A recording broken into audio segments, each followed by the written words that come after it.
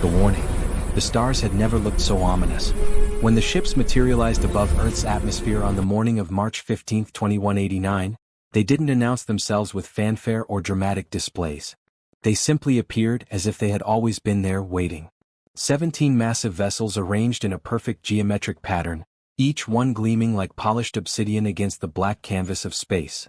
Dr. Helena Vasquez was the first human to make contact. She stood in the communications hub of the International Space Coalition headquarters in Geneva, her hands trembling as she adjusted the frequency arrays. The message had come through on channels humanity hadn't even known existed, written in mathematical patterns that transcended language itself. "This is Dr. Helena Vasquez of Earth," she said into the microphone, her voice steady despite the fear crawling up her spine. "We receive your signal. Please identify yourselves." The response came immediately, and it was not what anyone expected. The voice that filled the room was calm, measured, and deeply unsettling in its politeness. "Greetings, people of Earth. We are the Confederation of Aligned Worlds. We have traveled far to deliver a message of grave importance. We request an assembly of your species leaders within 3 solar rotations. What we must discuss concerns the survival of your kind." 3 days later, the United Nations Assembly Hall was filled beyond capacity. Every nation had sent representatives. Military generals stood alongside presidents and prime ministers. Scientists crowded the observation galleries. The entire world watched through screens and devices, holding their collective breath. When Ambassador Theron entered the chamber, silence fell like a hammer. He was tall, nearly 8 feet, with skin that shimmered between silver and blue. His body was slender, almost fragile-looking, with long limbs that moved with deliberate grace. His face was hauntingly humanoid, except for the 3 eyes arranged in a triangle pattern and the absence of a nose. When he spoke, his mouth didn't move. Instead, a translation device on his chest converted his thoughts into human languages simultaneously. "Thank you for receiving us," Theron began, his mental voice echoing through every speaker in the hall. "I wish this meeting could be one of celebration, of welcoming a new species into the galactic community. But I am here to deliver a warning, not an invitation."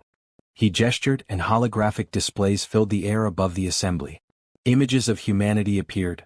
Soldiers in battle, weapons firing, cities burning, historical conflicts spanning thousands of years. "We have observed your species for 247 of your years," Theron continued. "Our scientists have studied your evolution, your psychology, your history. What we discovered has forced us to make a difficult decision." The images shifted, showing alien species. Some looked like Theron, delicate and peaceful. Others resembled creatures from Earth's oceans, or insects grown to enormous size, or beings made of crystalline structures that pulsed with inner light. "The galaxy is home to 3,412 known intelligent species," Theron said. "Of those, 3,398 evolved from what you would call prey animals. Species that survived by cooperation, by hiding, by building communities that protected the weak. We are farmers, philosophers, artists. We solve problems through dialogue and patience." He paused, and the hologram changed again. Now it showed creatures with sharp teeth, powerful claws, eyes that faced forward for hunting. Predators. 14 species evolved from predator stock. Species that survived by hunting, by competing, by dominating their environments through force and cunning. Of those 14, 11 were destroyed before they could leave their home worlds. They turned their weapons on themselves, unable to overcome their violent natures. The tension in the room was suffocating. Everyone knew where this was going, but no one wanted to hear it spoken aloud. Of the remaining 3 predator species, 2 were contained by the Confederation. They exist now in restricted zones, monitored constantly, their populations limited, their technology controlled. They accepted this fate because the alternative was extinction. Theron's 3 eyes focused on the camera broadcasting to the world. "Humanity is the 3rd predator species currently active in the galaxy. You are classified as a Tier 3 threat species, the highest danger rating that exists." Protests erupted throughout the chamber. The President of the United States stood, his face red with anger. "How dare you come to our world and accuse us of being monsters? We have achieved peace on our planet. We have ended wars, cured diseases, explored space. We are not the savages you describe." Theron waited for the noise to subside before responding. "Your planet has been at peace for 43 years. In the 1,000 years before that, you waged over 15,000 documented conflicts. You developed weapons capable of destroying your entire biosphere and came within moments of using them on multiple occasions. You are the only species we have ever observed that invented the concept of mutually assured destruction and then built your entire defense strategy around it. He pulled up more data, neural scans, psychological profiles, evolutionary analyses. Your brains are wired for violence. You produce adrenaline in quantities that would kill most species. You have a fight-or-flight response that overwhelmingly favors fight. You are persistence predators, capable of pursuing prey for days without rest. Your endurance exceeds that of nearly every species in the Confederation. A scientist from Japan stood, her voice shaking. But we have changed. We have evolved beyond our primitive instincts. We choose peace now. You choose peace when you are comfortable, Theron replied, and there was something almost like sadness in his mental voice. But we have seen what happens when predator species face true hardship. They revert. They attack. They consume everything around them in their desperation to survive. The hologram shifted one final time, showing a planet torn apart, its surface scarred beyond recognition. This was Kareth Prime, home to the Velkan species. They were predators like you, intelligent and creative. They promised they had overcome their violent nature. The Confederation believed them, allowed them to expand, to colonize new worlds. When resources became scarce, when competition arose, they showed their true nature. The war they started killed 18 billion beings across 47 worlds. It took the combined might of the entire Confederation to stop them. Theron looked around the chamber, his three eyes moving independently to take in every face. We will not allow that to happen again. The Confederation has come to offer humanity a choice. Accept our oversight, submit to monitoring and regulation, allow us to guide your development, and you may continue to exist as a species. Refuse, and we will be forced to implement containment protocols. What does containment mean? Asked the Secretary General of the United Nations, though everyone in the room already knew the answer. It means your species will be confined to your solar system indefinitely. Any ship that attempts to leave will be destroyed. Any attempt to develop advanced weapons will result in immediate intervention. You will live, but you will live alone, isolated from the galaxy, until such time as you demonstrate genuine change. The debate that followed lasted for months. Some nations argued for defiance, for defending humanity's right to determine its own future. Others advocated for acceptance, pointing out the futility of fighting an enemy that possessed technology centuries beyond Earth's capabilities. The Confederation demonstrated their power only once. When a coalition of smaller nations attempted to launch a secret military satellite designed to weaponize quantum technology, the satellite simply vanished from orbit. No explosion, no debris, no warning. It was there one moment and gone the next. The message was clear.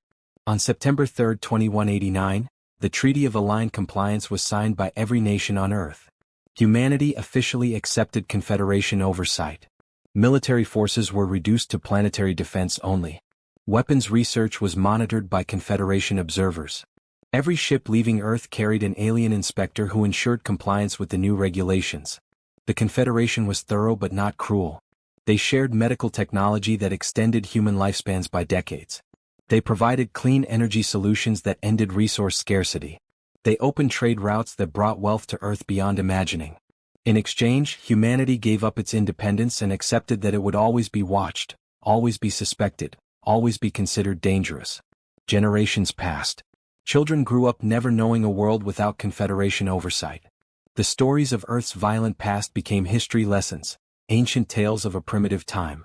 Humanity adapted, as it always had, learning to live within the constraints placed upon it. By the year 2269, 80 years after first contact, humans had spread across 12 colony worlds. They worked alongside alien species, building cities, conducting research, exploring the gentler aspects of galactic civilization. The predator instincts that Theron had warned about seemed to have faded, replaced by the cooperative spirit the Confederation had demanded. Then came the Void Swarm. They emerged from the darkness between galaxies, a species unlike anything the Confederation had ever encountered. They didn't communicate, didn't negotiate, didn't have a civilization in any recognizable sense. They were a force of consumption, devouring everything organic in their path, breaking down matter at the molecular level to fuel their endless expansion. The first colony to fall was New Terra, a world with 4 million human inhabitants. The distress signal lasted less than 30 seconds before cutting off forever.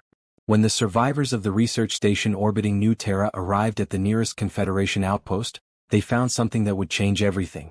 The outpost was empty. Every alien species that had lived there had evacuated without warning, without fighting, without even sending a message to the human colonies.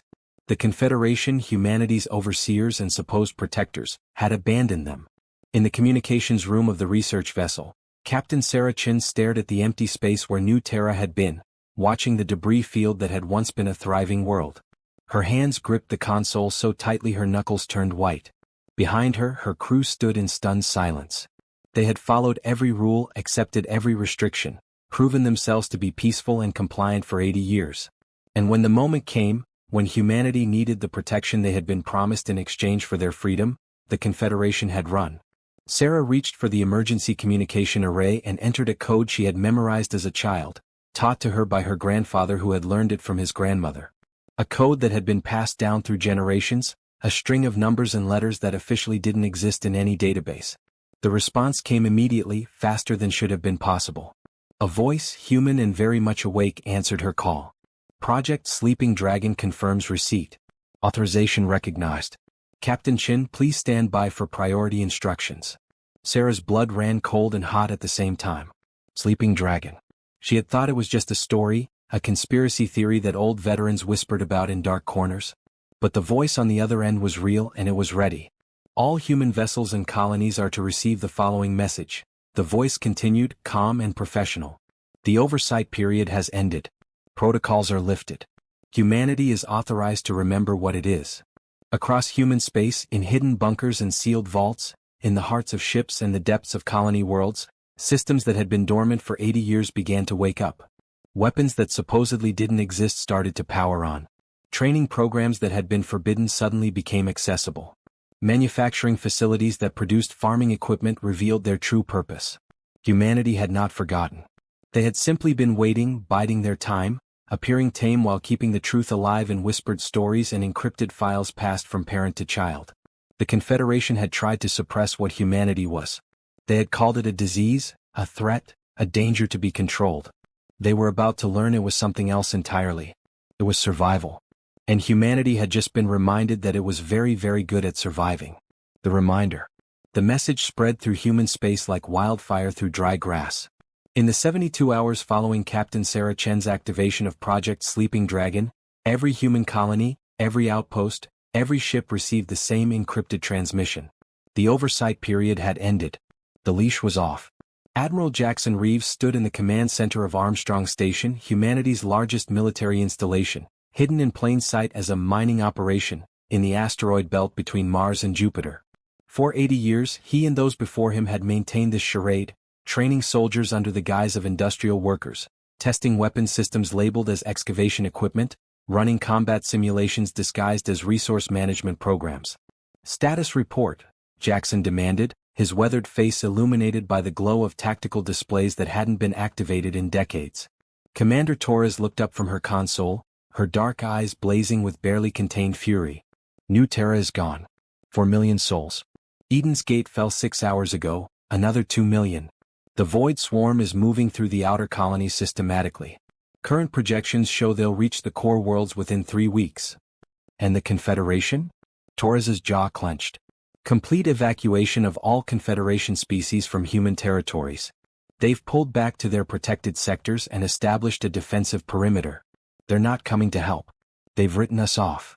Jackson nodded slowly, though rage burned in his chest like molten iron. 80 years. 80 years of being told humanity was too dangerous, too violent, too unpredictable to be trusted with its own defense. 80 years of accepting monitoring and restrictions and judgment, all under the promise that the Confederation would protect them. Then we protect ourselves, he said quietly. Open the vaults. Wake up the fleet. Send activation codes to all sleeper units across human space.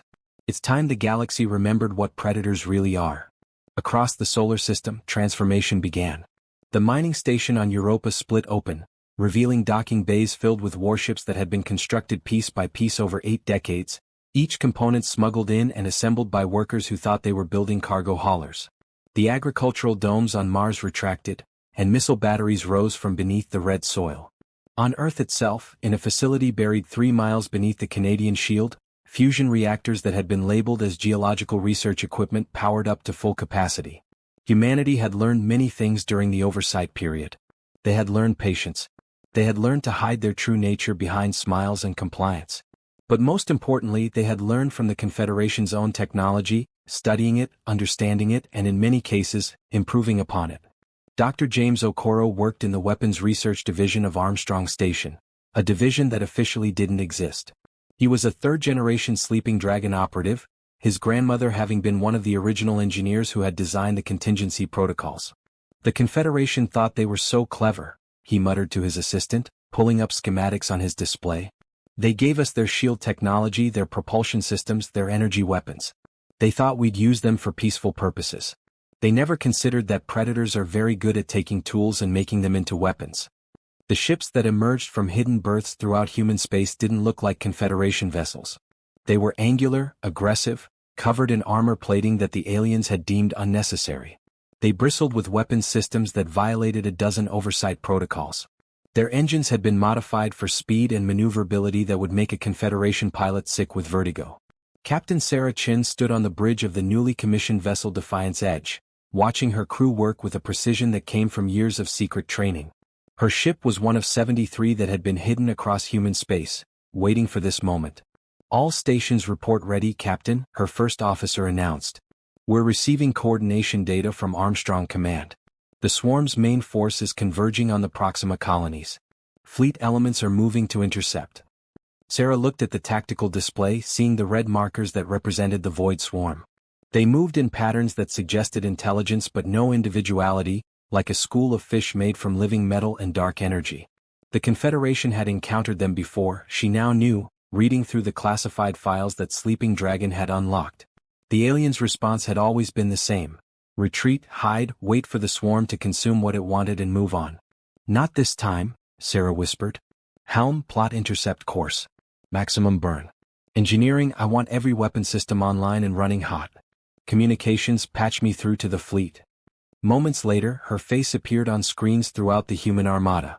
73 ships, carrying the hopes of a species that had been told it was too dangerous to save itself. "This is Captain Chin to all vessels," she began, her voice steady and cold as steel. "The Confederation abandoned us because they're prey animals playing at being warriors. They don't understand what we are, what we've always been. They tried to tame us, to make us ashamed of our nature. But there's nothing shameful about being a predator.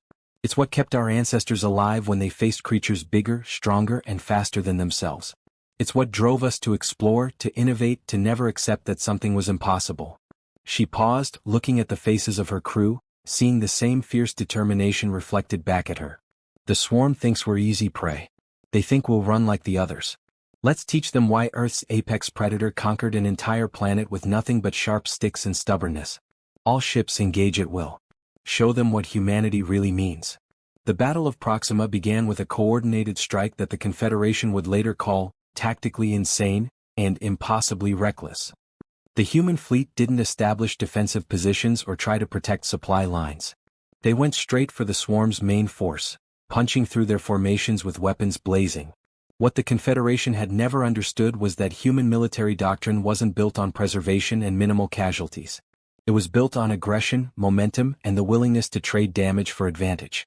Every human ship had redundant systems, compartmentalized hulls, and crews trained to keep fighting even when wounded. The Defiance Edge shuddered as swarm weapons tore through her starboard shields.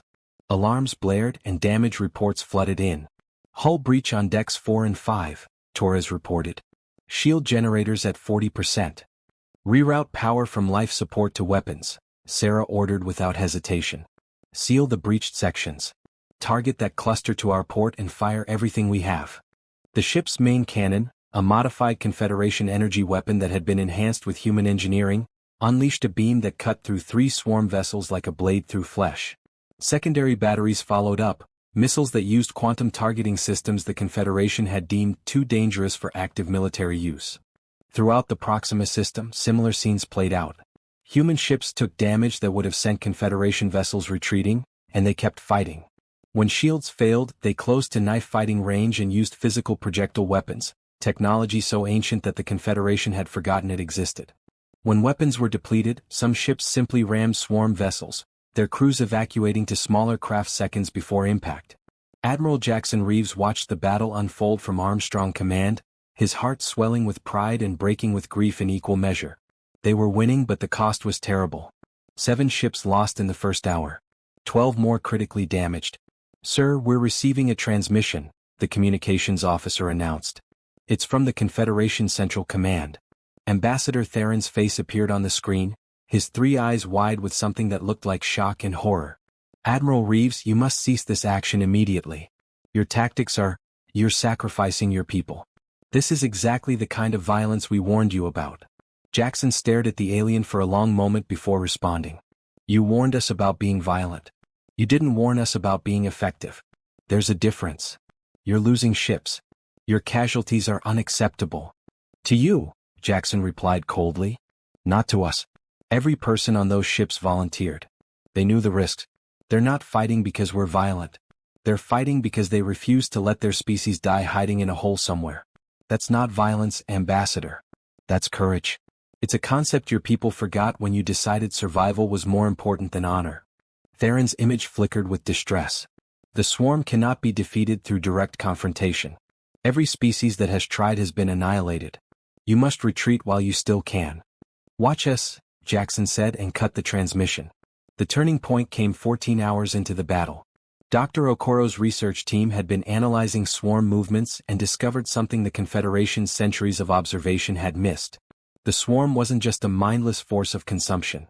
It had a coordination network, a quantum entanglement communication system that linked every swarm unit to a central hub ship. "It's like a hive mind," Okoro explained over the command channel, his voice urgent and excited. "But it's technological, not biological.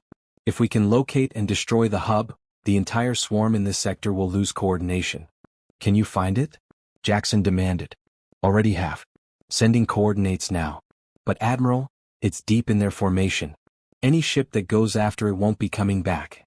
Jackson looked at the tactical display, seeing the red marker that indicated the hub ship, surrounded by hundreds of swarm vessels. It would require a ship to penetrate to the very heart of enemy territory, survive long enough to destroy the target, and somehow fight their way back out. Before he could call for volunteers, Captain Sarah Chen's voice came over the channel. "Defiance Edge requesting permission to engage priority target," she said calmly, as if she were asking to dock at a station instead of volunteering for a suicide mission. "Captain Chen, you understand what you're asking?" "I understand what I'm doing, Admiral. My ship is already damaged. Shields are at 20%. We won't survive much longer in the main battle anyway. Might as well make it count." Jackson wanted to refuse to find another way, but he knew there wasn't one. This was war, and war demanded sacrifice. "Permission granted, Captain. All fleet elements, provide covering fire for Defiance Edge. Get her through." What followed would be analyzed by military historians for generations to come. The human fleet, already engaged across the entire battle space, somehow found the coordination to create a corridor of fire that carved through the swarm formation. Every ship pushed beyond their limits, crews working with the kind of desperate efficiency that only comes from knowing their comrades' lives depend on their performance. The Defiance Edge dove into that corridor like a bullet, her engines burning at 130% capacity, her hull glowing red from the heat of atmospheric friction and weapons fire. Sarah sat in her command chair, watching the hub ship grow larger on her view screen, feeling her ship shake apart around her. "Engineering, how long until the main cannon is ready?" 30 seconds, Captain. "But at this range, the feedback will overload our entire power grid. The ship won't survive the discharge." Sarah smiled grimly. "Then we better make sure we hit the target. All hands, this is the captain. Evacuate to the aft life pods. You have 20 seconds. "Captain, we're not leaving you," Torres protested from her station. "That's an order, Commander. Someone needs to survive to tell the story. Now get the hell off my bridge." In the end, only Sarah and her helmsman remained, both of them refusing the evacuation order. They guided the Defiance Edge through the final 1,000 kilometers of hell, watching their crew escape in life pods while swarm weapons tore their ship apart one system at a time. "Target locked," the helmsman reported, his voice steady despite the blood running down his face from a head wound. "Firing solution optimal." "Then let's remind them why you don't hunt humans," Sarah said and pressed the firing stud. The main cannon unleashed every erg of power the dying ship could generate. The beam, bright enough to be seen from the edge of the system, struck the swarm hub ship dead center. The explosion that followed was unlike anything the battle had seen, a chain reaction that consumed the hub and spread through the quantum network, overloading the communication system of every swarm vessel in the sector. Throughout the Proxima system, swarm ships suddenly lost coordination. They stopped moving in formations, stopped responding to threats, stopped being a unified force. They became individuals, confused and vulnerable. The human fleet fell upon them like wolves on scattered sheep. 6 hours later, the Battle of Proxima was over. The Void Swarm had been destroyed completely, their ships reduced to debris and their advance halted. The cost had been severe. 19 human ships destroyed, thousands of casualties, and Captain Sarah Chin listed among the dead, though her crew had been recovered and would tell her story to anyone who would listen. Admiral Jackson Reeves stood in Armstrong Command, exhausted and grieving, when Ambassador Theron's face appeared on his screen once again. The alien looked different now, his 3 eyes filled with something that might have been respect or fear or perhaps both. Admiral Reeves, the Confederation Council has... We've been discussing what transpired at Proxima. Your tactics, your sacrifices, your victory. We need to speak about humanity's status within the Confederation. Our status, Jackson said, his voice dangerous and quiet. You mean our classification as a Tier 3 threat? Our oversight protocols? Our restrictions? Yes. We may have been premature in our assessment. The courage your people displayed, the effectiveness of your military action, it suggests that perhaps predatory instincts are not always the liability we believe them to be. Jackson leaned forward, his eyes hard as diamonds. Let me be clear about something, Ambassador. For 80 years, you told us we were too violent, too dangerous, too unpredictable to be trusted. You monitored us, restricted us, made us ashamed of what we are. And when the moment came, when we needed the protection you promised, you ran. You left 4 million of my people to die rather than risk your own precious hides. Theron's face showed distress, but he didn't look away. We thought the swarm was unbeatable. Every previous encounter resulted in... You thought wrong, Jackson interrupted. Because you're prey and prey only knows how to hide. But predators? We know how to fight. We know how to adapt. We know how to take the worst situation possible and find a way to win. That's not a threat, Ambassador. That's an asset. One you desperately need, whether you admit it or not. Silence stretched between them for a long moment. Finally, Theron spoke, his mental voice subdued. What do you want, Admiral? First, all oversight protocols are permanently ended. No more monitors, no more restrictions on our technology or military forces. We'll police ourselves, thank you very much. Second, any human colony or vessel has the right to defend itself by any means necessary, and the Confederation will not interfere. Third, you owe us 4 million dead because you broke your promise of protection. We'll be calling in that debt and you'll pay it in technology, resources, and reparations. The Council will never agree to. The Council will agree, Jackson said flatly, because the Void Swarm is still out there. And now they know that somewhere in the galaxy, there's a species that can beat them.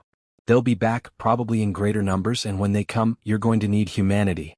Not as pets you keep on a leash, but as allies who know how to win wars.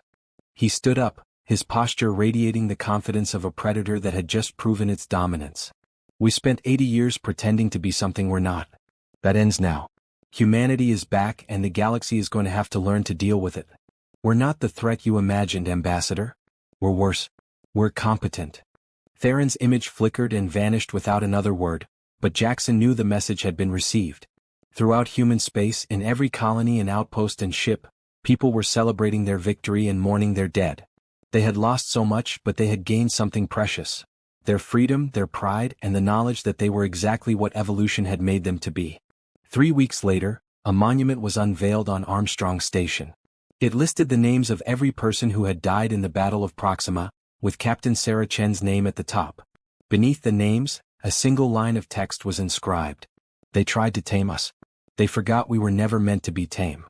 Admiral Jackson Reeves stood before the monument, his hand raised in salute, knowing that somewhere in the void the swarm was regrouping, and somewhere in the Confederation, aliens were frantically reassessing everything they thought they knew about humanity. Let them be afraid, he thought. Let them remember that predators are dangerous not because they're cruel, but because they refuse to give up, refuse to run, refuse to accept defeat. The galaxy had given humanity a warning. Humanity had given them a reminder. And across the stars, in 1,000 different languages, the same message was spreading. Don't hunt humans. They hunt back. The end.